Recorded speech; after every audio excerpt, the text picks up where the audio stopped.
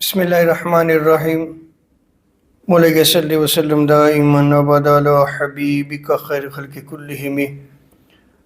اللہ تبارک و تعالیٰ کا بے پایان لطف و کرم اور احسان عظیم ہے کہ جس نے ہمیں آج کی درس حدیث کی بابرکت محفل میں اکٹھے ہونے کی توفیق عطا فرمائی۔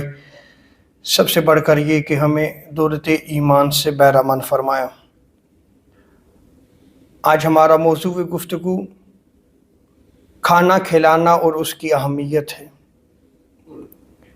اسلام میں فقراء کو، محتاجوں کو اور دیگر انسانوں کی ضروریات کو پورا کرنے یا انہیں کھانا کھلانے کی ترغیب دی ہے۔ آقا علیہ السلام کی بارگاہ میں صحابہ موجود تھے۔ ایک آدمی نے حضور کی بارگاہ میں عرض کی، یا رسول اللہ صلی اللہ علیہ وسلم، اسلام کا کون سا عمل بہتر ہے؟ تو آقا علیہ السلام نے ارشاد فرمایا، تم کھانا کھلاؤ اور ہر ایک کو سلام کرو، خواہ تم اسے جانتے ہو یا نہ جانتے ہو۔ دو چیزوں کا آقا علیہ السلام نے ذکر کیا گیا۔ پوچھا گیا بہترین اسلام کون سا ہے؟ تو پہلی چیز آقا علیہ السلام نے ارشاد فرمائی، کھانا کھلاؤ۔ تو آپ یہ دیکھیں کہ کھانا کھلانا اسلام میں بہترین عمل ہے۔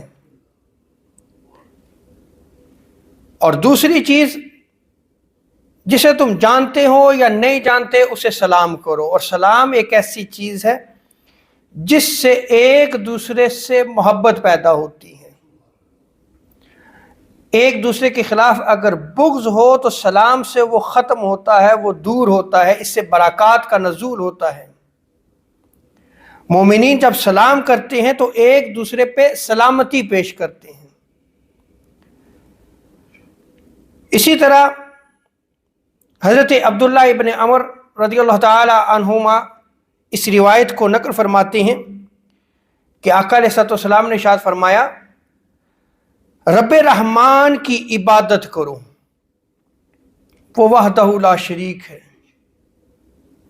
اس کے آگے قیام، رکوع، سجود کیا کرو، اس کی عبادت کیا کرو،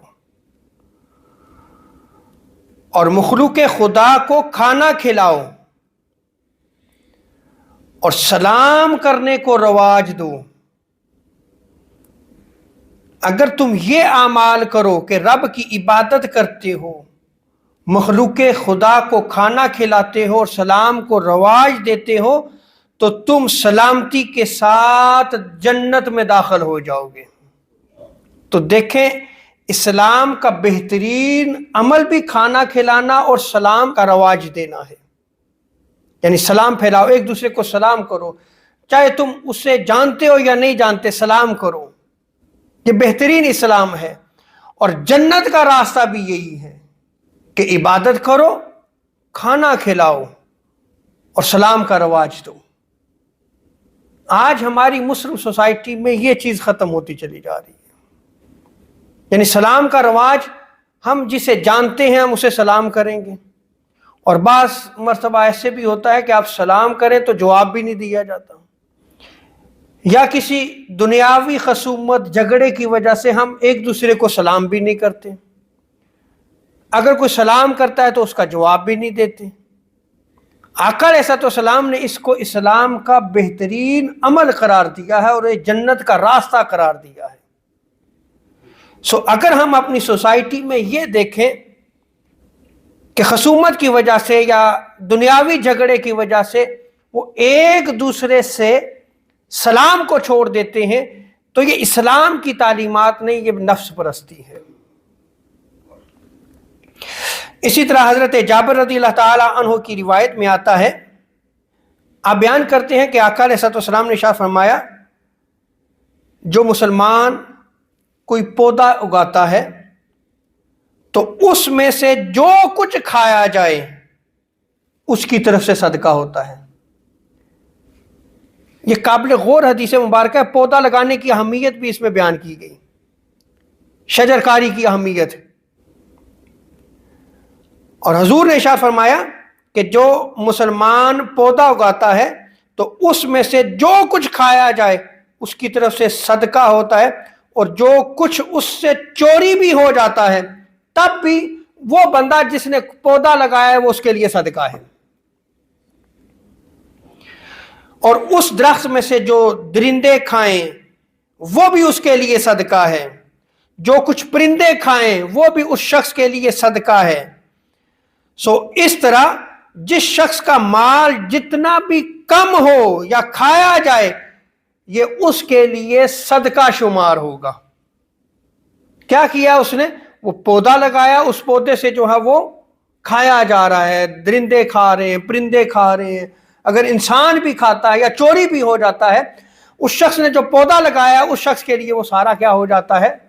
صدقہ ہو جاتا ہے۔ تو صدقہ کی ایک قسم یہ بھی آپ سمجھیں، کیونکہ اس سے انسانوں، جانوروں اور پرندوں کو فائدہ پہنچتا ہے۔ اور حضرت انس بن مالک رضی اللہ تعالیٰ عنہ کی روایت میں آتا ہے کہ آقا علیہ الصلوۃ والسلام نے ارشاد فرمایا، جو بھی مسلمان کوئی پودا اگاتا ہے یا کھیتی باڑی کرتا ہے اور اس میں سے پرندے، انسان یا مویشی کھاتے ہیں تو وہ اس کے حق میں صدقہ شمار ہوتا ہے۔ کیوں؟ اس لیے کہ اس سے پرندے کھا رہے ہیں، انسان کھا رہے ہیں، مویشی کھا رہے ہیں، اور یہ اسلام کا ایک بہترین عمل ہے۔ اللہ تبارک و تعالی ہمیں دین اسلام کو سمجھنے کی توفیق عطا فرمائے۔ وما علینا الا البلاغ المبین۔